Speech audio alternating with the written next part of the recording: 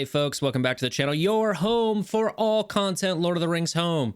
My guild launched chapter 1 of the raid today with the new bomber fixes in, so I thought I would make a video giving you my overall reaction to the new changes. How does it play? How does it feel? What about scores? What about some footage? You know, are there some new tips? All that sort of stuff. We're going to take a look at that in this particular video. I've got some footage that we're going to look at later for my free-to-play Rohan team that got 850k, and it's like a 31k team. That's pretty good. I also have some Dwarf footage from my main account. Got 900k there, which I had previously not even come like really close to on my main account. We're also going to take a little bit of time and talk about a character that he was very good in chapter 1 previously, but I think in my mind, he is the #1 character you should be investing in for chapter 1 of the raid. And he's a free-to-play character, and you probably all already invested some into him, and it's Éomer. We're going to talk about why that is.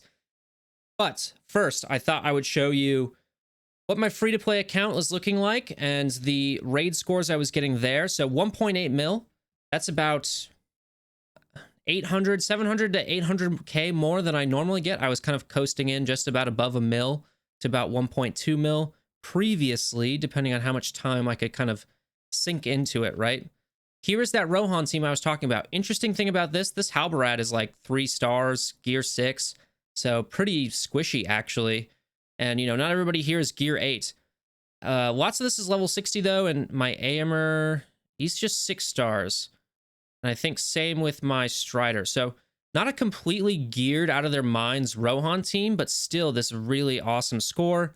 And then Isengard, they play better. I still think chapter 1 is maybe not their forte, and my Isengard teams in particular, both on this account and my main account, maybe need a little bit more investment for them to get to 900k, but I definitely think they can get to 900k pretty easily if you give them that extra little investment. I do think Rohan is still a better team than Isengard on chapter 1 of the raid. I don't think that changes anything. Let me just scroll down here. I'll show you my third team that's kind of relevant and important here, which is this Legolas team. It's kind of Legolas catch-all team. Something I'm building up in preparation for Elrond's return, just kind of get this little Rivendell squad going. It does okay. I still think haven't quite figured out what's going on, like how to play this best optimized is I guess the way to say it. But with that, this took like 30 minutes, maybe less, when I was still messing around with some stuff. And the scores were a lot more consistent. That's something I want to mention. It is now pretty clear what difficulty you should be in. Whether, I guess I should say, it's clear whether you should be in difficulty 3 or difficulty 2 with the team. I think if your team is around the 30k mark, you should be trying difficulty 3, see what happens, and if not, go back down to difficulty 2. Because it's very clear your team will get whooped in difficulty 3 if they're not ready, but it's still worth trying. The consistency has massively increased. It's incredible. Let's take a look at my main account here. Oop, wrong button. Okay, so I got 3.7 mil on my main account, and that is probably about 1.1 million more than my previously high raid score, which is nuts. I did not expect to get gains this high. Part of that is because of the changes to chapter 1, and part of that is because the Dwarf team has some fixes to it, but also the Dwarf team just plays much better in chapter 1 now with that 5 stacks required as opposed to the 10. Their low speed can kind of hang a little bit more. But pretty happy with my main account progress because I can now get a full 6 Gandalf shards from chapter 1 of the raid. Very happy there. Okay, let's talk about scores. Oops, wrong button. Sorry. Here are the 3 teams I got to 900k. That same Rohan team, which I think works pretty well. Obviously, a lot more investment on this particular team than my free-to-play account. The Dwarves with the Brute. As soon as I get Lord Balin, Brute's going to get freed up. I don't know what I'm going to do with him exactly yet. We'll see. I think I might try and do a Brute with my Rivendell Elves and take out Lomian and try difficulty 4. For those of you who haven't seen it already, if you've got a very maxed out Rivendell squad, they can go into difficulty 4 and they can get more than 900k points. I wasn't able to make it work this time, but I think It will work in the future. My Lomian maybe just isn't quite there yet, or not quite the right raid character for that particular setup. I think I need more AoE. So those 3 teams, and then my orcs here, 725k. Again, they just don't have as much investment as maybe they should to get to, but they can get to 900k now. And then this team right here, which is kind of just a mishmash of characters I have left over that I can throw into a team, but still can't crack into difficulty 3 quite yet. So I'll be definitely trying to work on that for next week. My targets for upgrading for my main account are definitely like Isengard and Naramiri. This will be after I get Lord Balin. The hero of chapter 1 that I was talking to you about before, it's this guy right here. It's Éomer. He was always good. He was always good in chapter 1. But now he is an absolute monster, a beast of a character. If you do not have Éomer, which I don't know why you wouldn't, you need to get him up for chapter 1 of the raid. Let's go through a little bit of why. 1, he can summon, which is incredible. Plus, his summon acts as an assist attack, so you automatically get 2 stacks there. Plus, you end up with an extra character. Insane. He's got a Bane Cleanse, which is fine. It's not quite as good as like Éowyn's, but I don't ever use this attack for the cleanse. Whatever. He gets assist anytime his turn goes. I highly recommend getting his passive up to level 5, so you're always getting that assistance. 6 maybe, but at least level 5, because he's always going to get an assist, and that means you always get a guaranteed 2 stacks on the bomber. The bomber now starts at 1 stack, right? And you need to get to 5 stacks. So really, in reality, it's not 5 stacks you need on the bomber, it's 4. He has multiple abilities that allow him to contribute half of those, right?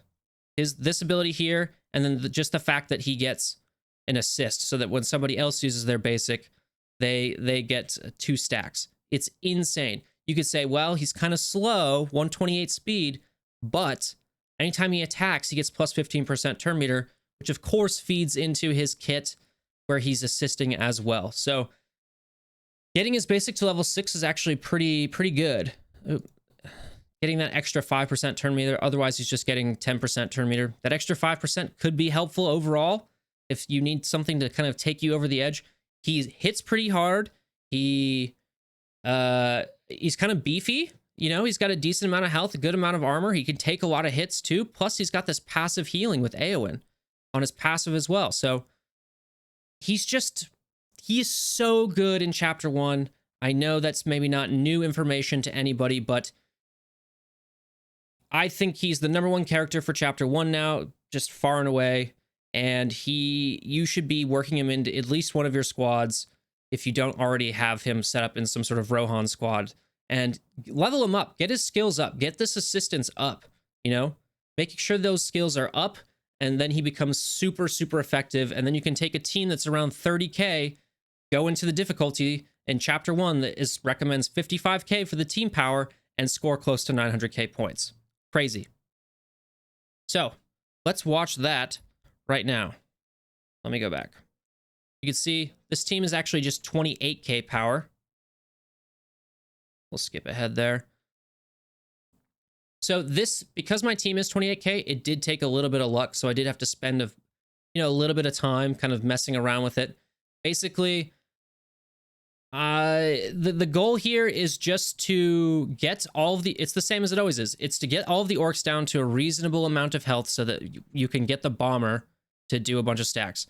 What I ended up doing, I'm pretty sure for this run, is essentially just trying to get the bomber to pop off as much as possible and have that be the majority of my damage, if that makes sense. One thing I have noticed, it seems like teams that were maybe relying a little bit on luck, obviously they can't rely on that anymore. So if your R2R team is not like significantly leveled up, I think it's going to be much harder because their survivability is going to be a little bit lower. That's one particular case I've seen, is maybe the R2R is a little bit harder to play. Maybe it's just people haven't quite figured out the strategy for it yet, but that survivability is pretty important here. So you can see we got 1 bomb drop. I'm just trying to get this guy down. Making sure you line up your AoEs. is really, really nice, especially when you're in this type of situation here, right? You do the Strider AoE. Boom, that's a stack. Everybody's going down. Going to do the Aothin AoE. Boom. Now everybody's in a pretty good position to go down, except for the drummer here, which we can finish off. Easy peasy. There is still some RNG when it comes to who comes next in terms of the orcs. So the RNG is not completely gone. You can still get boned. I will say the War Guards feel a lot more manageable than they did previously. Basically, if you saw like even just one War Guard, you're like, oh no. And you like thinking about restarting, right? Not quite the case anymore. It's something you can work around, but it still will get in your way if you don't prepare for it, or you just are not, you just can't do it at this moment. I think a scarier situation now is when you end up with 2 bombers on the field. So the bombers originally, or previously, I should say, had a speed reduction of 20% when they went into their don't rush me state. That has been reduced to 15%. So they go faster now when they are in their, state where they can collect these stacks by 5%. It's not a lot, but it's enough to kind of, you need to be checking when your turn meter, where your turn meter is for your characters, when they're going to go. And that kind of leads me into my next point here, which is because it's only 5 stacks, you do not need to just unload all of your abilities into the bomber right away. It means that, let's say you have a healer coming up. Take a look at the TM, the turn meter for the rest of your characters. Are you going to be able to get enough stacks on the bomber? Can you just afford to heal now? That's also one of the reasons why Isengard is much better, is because you can land debuffs on other characters besides the bomber now. There's a lot more of that. So if you find yourself slowing down and having to think about the decisions you're making, I had to do that a bunch. That's good, because that means there is strategy involved in the new part of the game mode, as opposed to just, yep, hit the bomber, yep, hit the bomber, yep, hit the bomber, yep, hit the bomber. It is now, okay, wait, can I heal here, or do I need to make sure that my healer is getting that stack on the bomber? Let's do dwarves. Okay, so 42k dwarf team could never get really above 600k without spending hours and hours and hours. Now, I think it took like 2 tries, maybe 1 try to get 900k. It was incredible. The key here, of course, is making sure that you're using Keely's basic to call Feely as well. That's an instant 2 stacks. I use Brute with them because I have Brute up, but he is just a good amount of AoE, which the dwarf team doesn't really have. I actually don't know how Lord Balin's going to really help with that, to be honest with you. So here I'm kind of confused. Do I save it? Do I not save it? What do I do here? This is why, because there are 2 bombers here and I'm like, I don't actually know what to do. So I'm just trying to get this bomber down into the yellow. That way, when I get enough stacks on this bomber, he instantly kills this bomber. That's actually what I ended up having the most trouble with, is these double bomber situations. Obviously, if you end up with 1 bomber, 3 skull crushers, and 2 war guards, you're hosed, right? You're not making it out of that one. One thing I also want to note, I don't know if this is true or not, but to me, it felt like maybe the resistance on, especially the skull crushers, was a little bit higher.